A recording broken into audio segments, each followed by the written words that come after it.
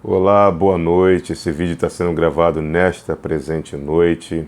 Mais uma vez estou aqui, meu nome é Adriano, é um grande prazer poder estar com vocês mais uma vez aqui para falar de Deus e de um assunto assim muito delicado que é a justificação pela fé. Eu não sei se vou conseguir me aprofundar muito, mas talvez algum direcionamento o Senhor há de nos dar neste momento de estudo. Antes de mais nada, eu queria convidar, se você tiver uma Bíblia nas mãos, que abra a Bíblia, sua Bíblia, lá no livro de Romanos, no capítulo 5.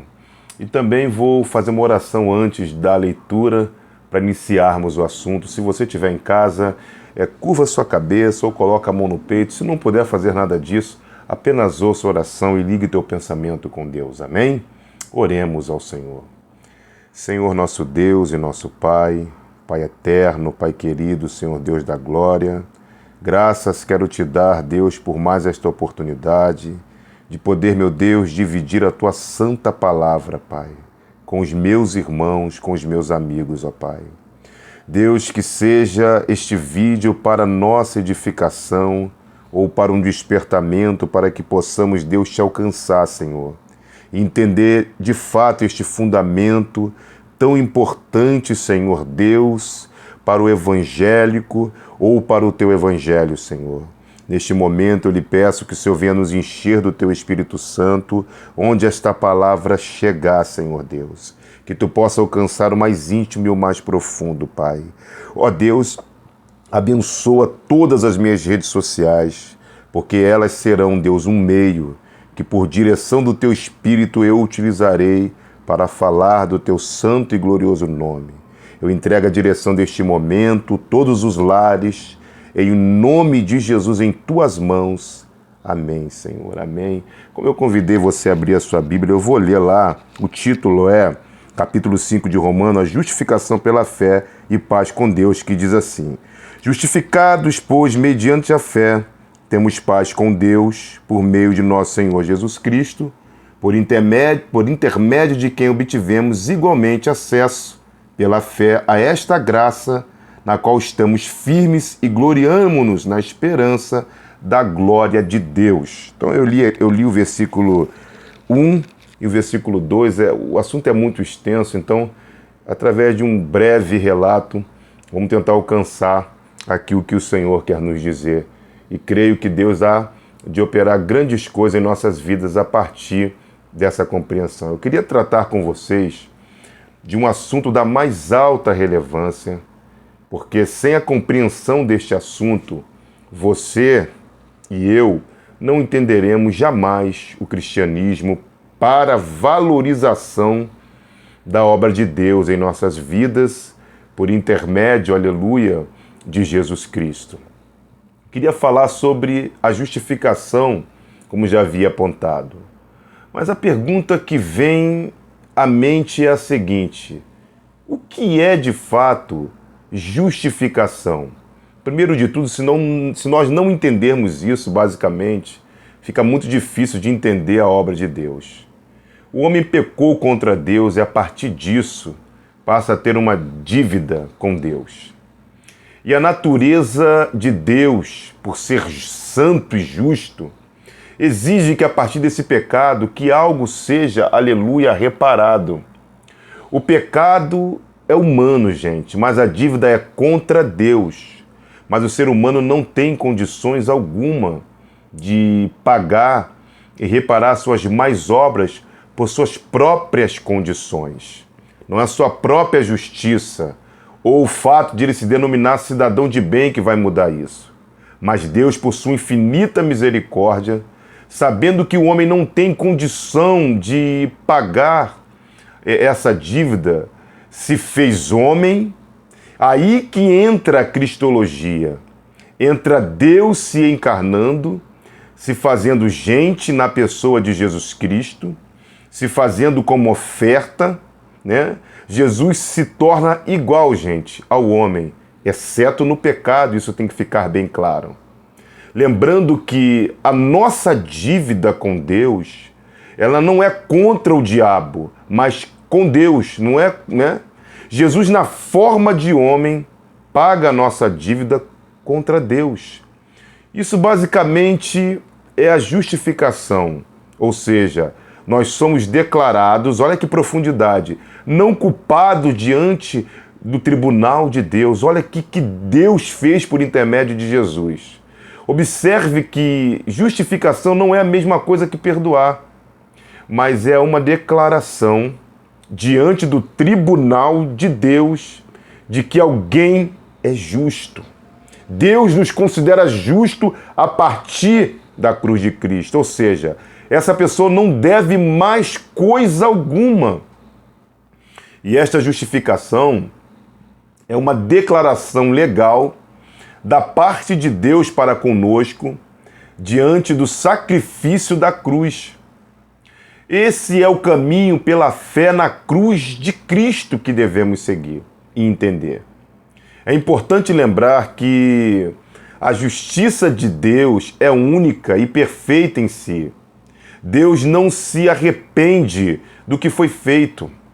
Você e eu fomos justificados pela fé pelo próprio Deus, fomos declarados justos pelo próprio Deus, isso é, ter paz em si. Diante disso, dessa grande obra de Deus em nossas vidas por Cristo, a grande pergunta é: a quem Deus justifica? Me parece claro, o justo ou o injusto? A Bíblia diz que Deus justifica o injusto.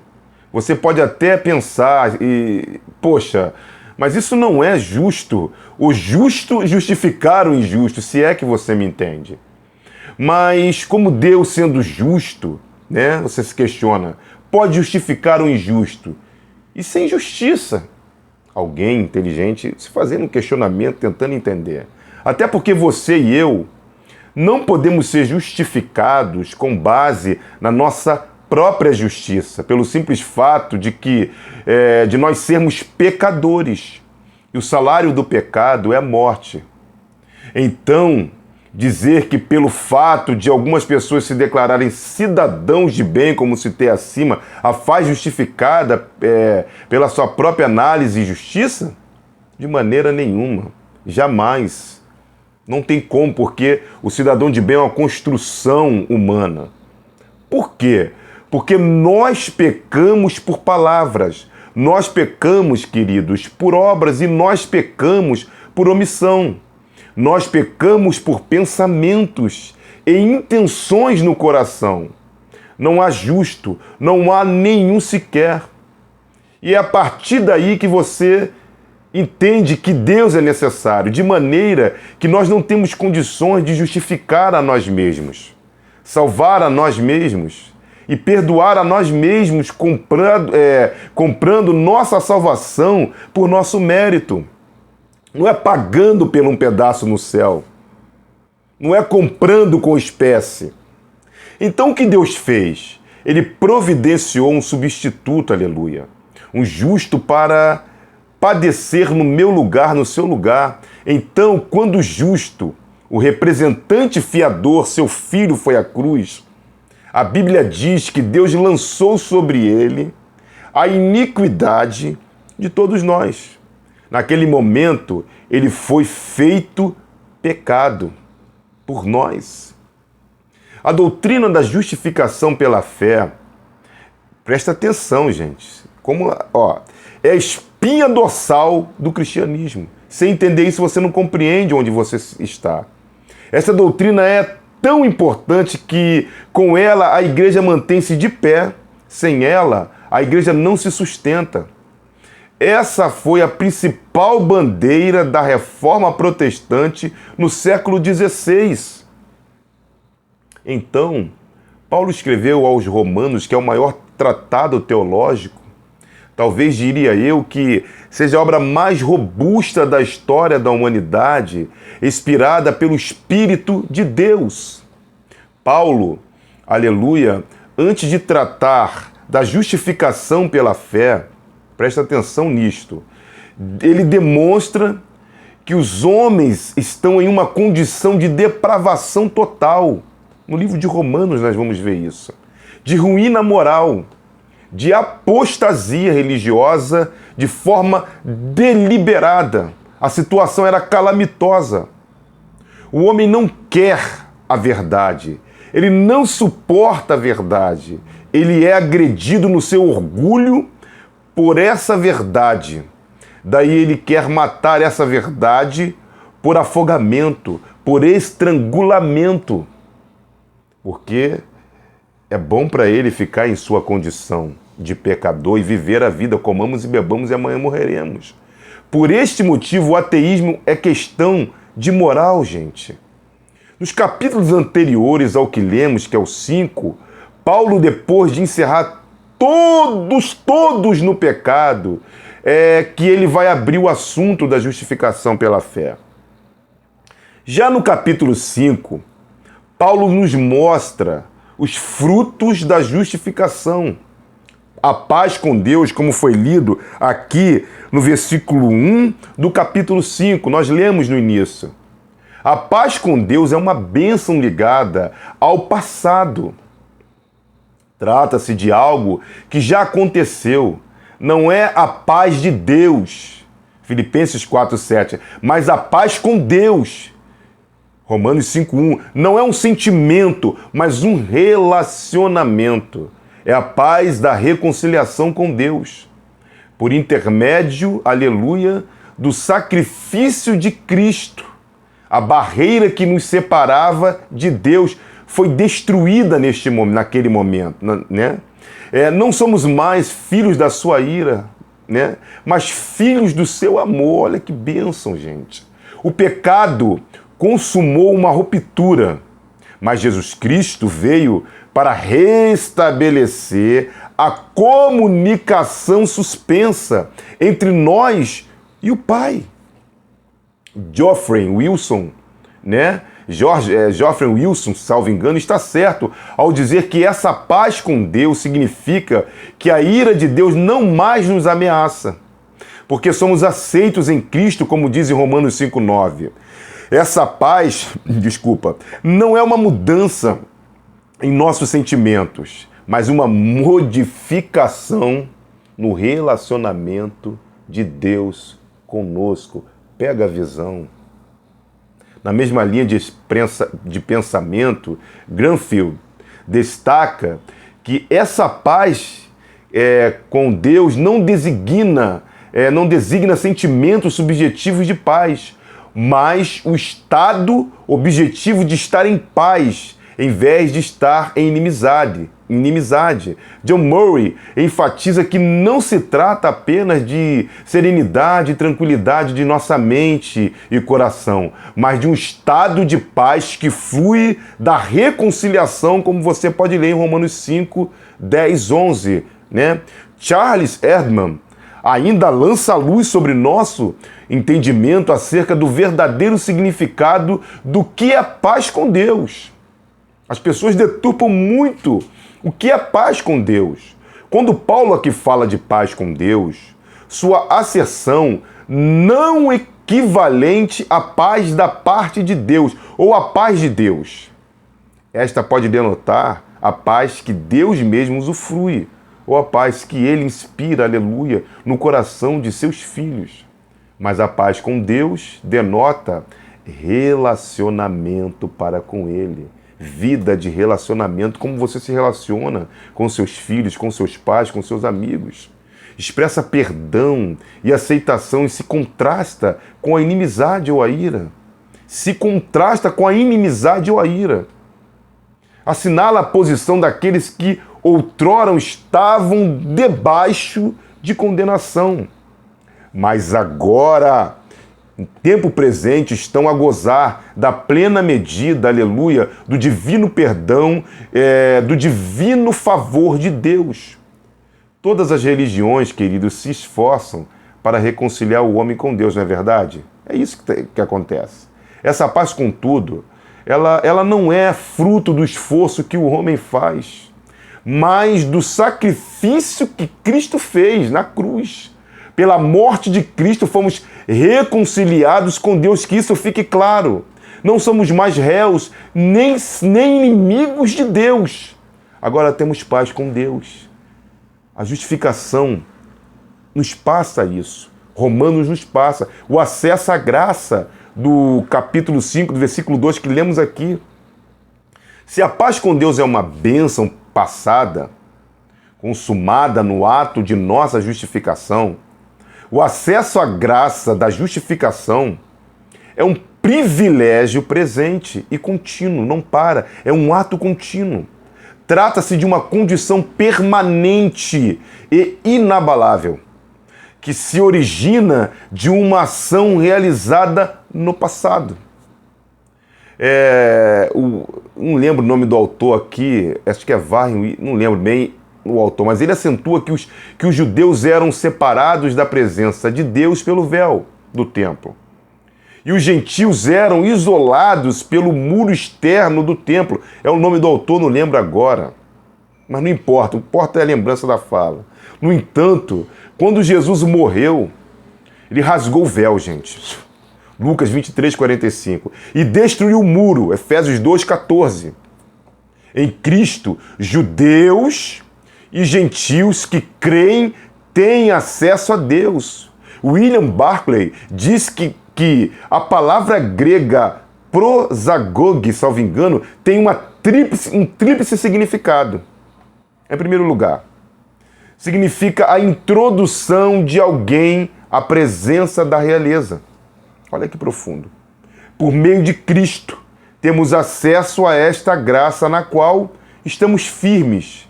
Por isso que eu falo que Jesus é necessário.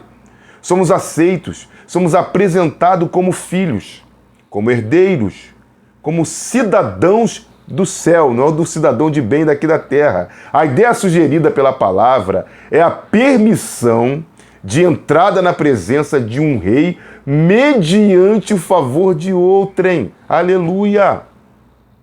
Então, o Senhor Jesus nos introduz na presença de Deus. Abre-nos as portas à presença do Rei dos Reis. E quando essas portas se abrem, isso é uma vitória, queridos. O que encontramos é a graça, a imerecida bondade de Deus e não a condenação ou o juízo. Olha que coisa, se você entender isso, querido, nada mais abala a tua fé. O palácio em que somos admitidos é o céu. O portão de entrada é Cristo único. Passaporte é a fé. Não importa a sua aparência, o filho do rei tem acesso constante à presença do Pai para te ajudar naquilo que você precisa. Em segundo lugar, significa aproximação do adorador a Deus. Jesus nos abre a porta, a presença do Rei, dos reis, e quando essas portas se abrem, o que encontramos é a graça, não condenação, nem juízo, nem vingança, mas pura misericórdia. O glorioso favor de Deus. Aceita e receba isso.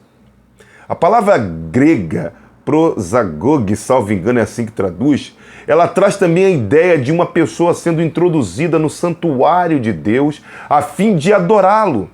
Assim, o crente justificado desfruta uma bênção muito mais grandiosa que uma simples aproximação periódica de Deus, ou uma audiência ocasional com o rei. Presta atenção.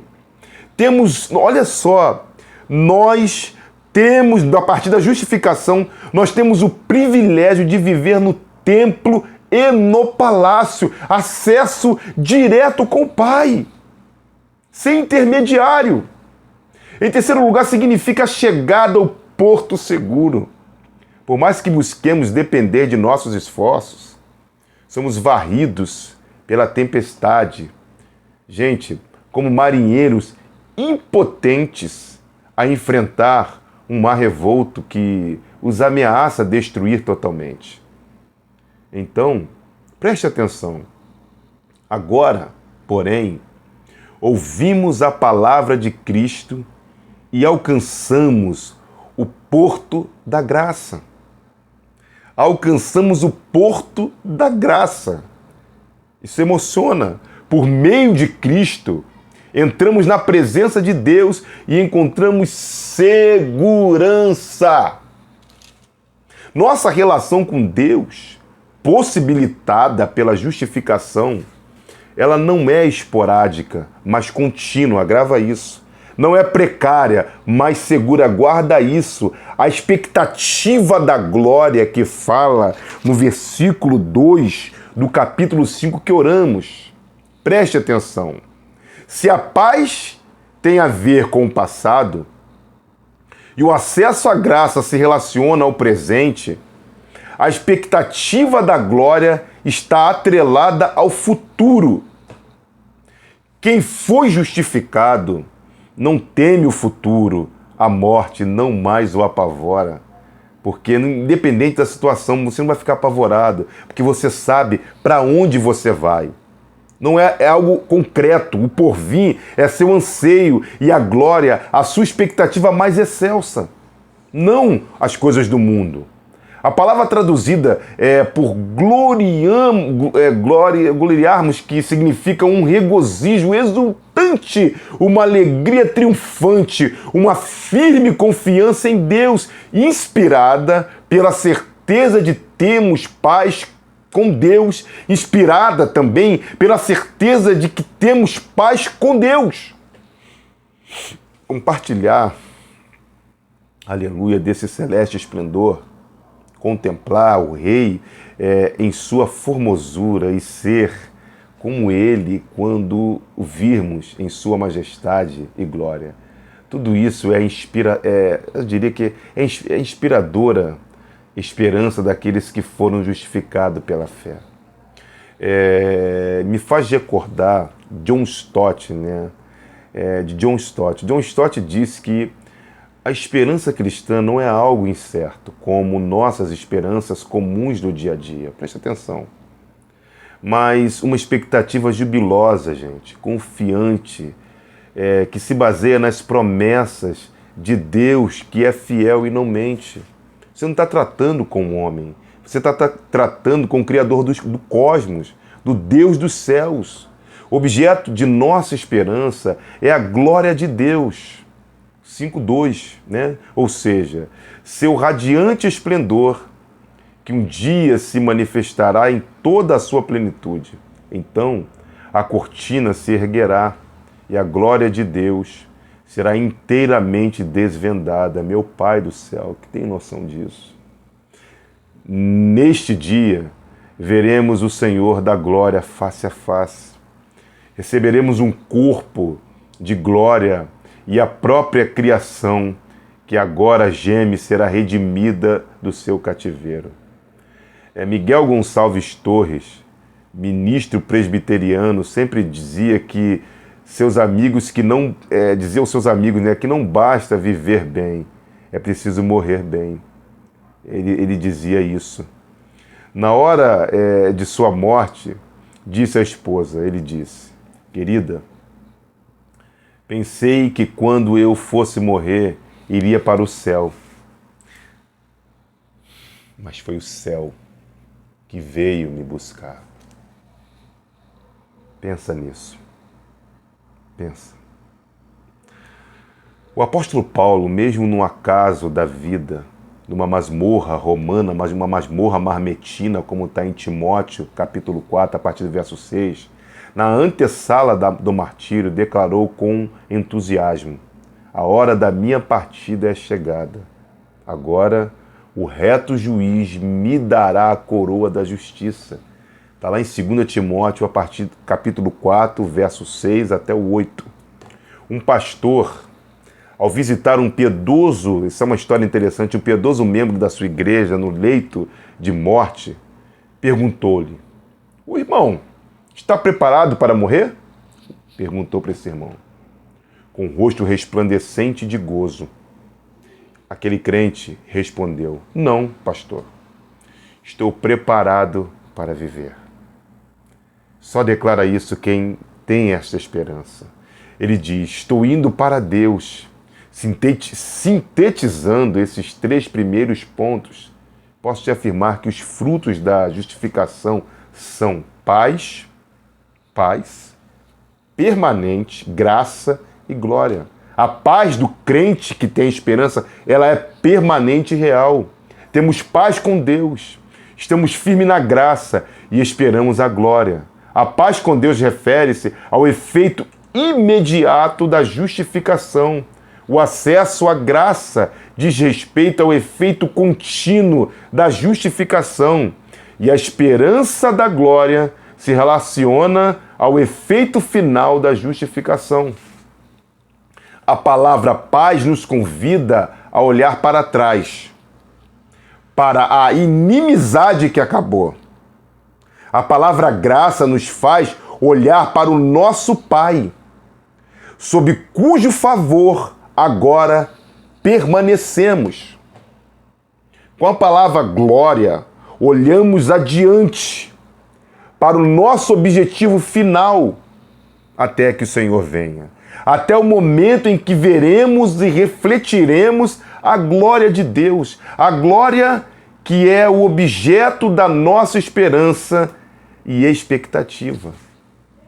Eu espero que estes poucos minutos que aqui passamos juntos possa aquecer teu coração, possa te trazer a reflexão dessa esperança, de quão grande obra de um dos fundamentos do cristianismo é a justificação, querido. Que você possa refletir nesta palavra, receber o Senhor em tua vida, se aprofundar neste relacionamento com o Pai, se aprofundar em oração, se aprofundar na busca pelo Espírito Santo, da unção do Espírito Santo em nossas vidas, tendo a certeza absoluta que vale a pena ser cristão, ainda que tenhamos tantas decepções no meio evangélico brasileiro nos dias atuais. Portanto, olhe para Cristo que é o alvo e tenha paz, querido, porque nós não servimos os homens. Não foi os homens que morreu por nós, foi Cristo. Por intermédio de Deus que nos deste Cristo, nos justificou e nos deu esta oportunidade. Você é justificado, mas essa justificação tem que estar consolidada na mente, como um conceito basilar, 2 do cristianismo, porque senão eu vou me abalar com tudo. O Senhor te chamou, se arrependa do teu pecado, o aceite, até você que é cristão, a gente às vezes está lá, mas não aceitamos ainda como deveríamos. Aceitar é uma palavra agressiva, não recebemos em nossas vidas. Aceitar Jesus é agressivo, não, nós não recebemos, porque Ele nos amou primeiro. Guarde no teu coração, que o Senhor abençoe a tua família, que o Senhor abençoe teus sonhos, que o Senhor ilumine a tua vida, que a bondade de Cristo esteja no teu coração, que a paz de Deus, esta paz permanente, que nunca sairá, permaneça contigo até que o Senhor venha. Jesus te ama e até o próximo vídeo. Aleluia.